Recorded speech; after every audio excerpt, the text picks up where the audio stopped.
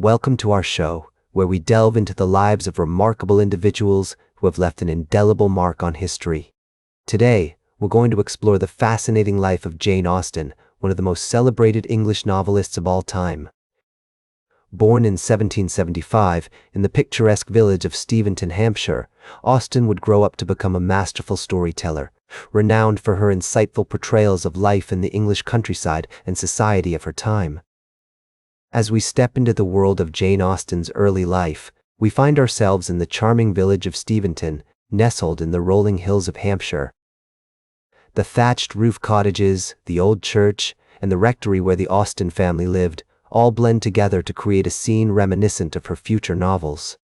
The Austen family, with their modest but respectable social standing, lived a quiet, rural life.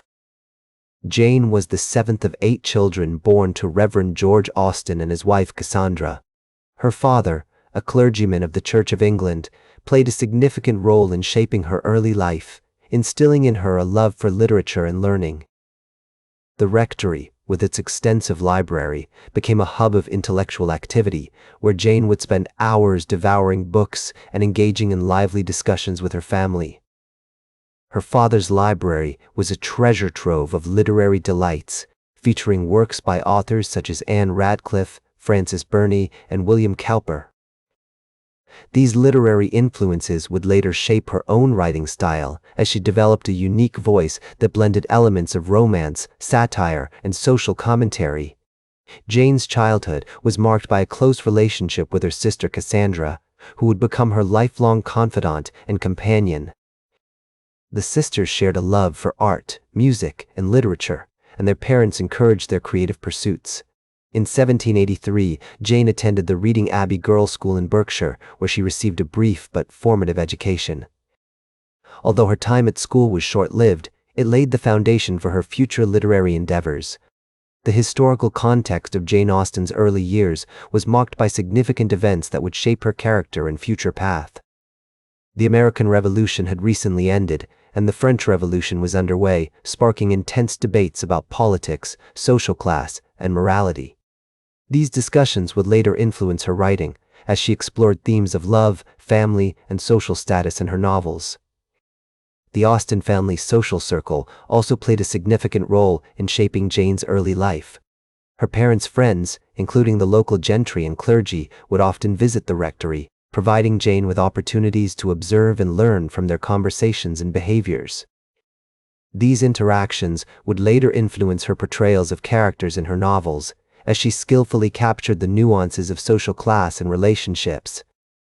The seeds of her future literary success were sown in these formative years, as she absorbed the sights, sounds, and conversations of her surroundings, storing them away for future use in her novels. With this rich foundation laid, we find ourselves at the threshold of Jane Austen's emergence as a writer of note. As we enter this period of Jane Austen's life, we find ourselves in the late 1790s when she began writing seriously. Her first novel, Lady Susan, was written around 1794-1795, although it wouldn't be published until after her death. This epistolary novel, told through a series of letters, already showcases Austen's mastery of character development and social commentary. The novel's exploration of themes such as love, family, and social status would become hallmarks of her future works. In 1796, Austen began working on First Impressions, which would eventually become Pride and Prejudice, one of her most famous novels. This manuscript was initially rejected by a publisher, but Austen continued to refine her craft, and the novel was finally published in 1813. The novel's witty dialogue, strong female characters, and nuanced exploration of relationships would set a new standard for English literature. Austen's writing career gained momentum with the publication of Sense and Sensibility in 1811, which explores the lives of 2 sisters as they navigate love, heartbreak, and social expectations. This novel cemented Austen's reputation as a skilled storyteller, capable of crafting relatable characters and engaging narratives. Her subsequent novels, including Mansfield Park and Emma, further solidified her position as a leading author of her time. Throughout her literary career, Austen was driven by a desire to observe and comment on the social conventions of her time. Her novels often poked fun at the absurdities of the English class system, while also exploring deeper themes such as morality, love, and personal growth. Austen's writing style, characterized by its clarity, wit, and nuance, has been widely praised for its ability to capture the complexities of human experience. One notable example of Austen's impact on English literature is her influence on the development of the novel as a literary form. Her innovative use of free, indirect discourse, which allows readers to experience the thoughts and feelings of characters directly, revolutionized the way authors approached character development. This technique has been adopted by countless writers since, including notable authors such as George Eliot and James Joyce. Austen's achievements extend beyond her own writing, as she helped pave the way for future generations of female authors.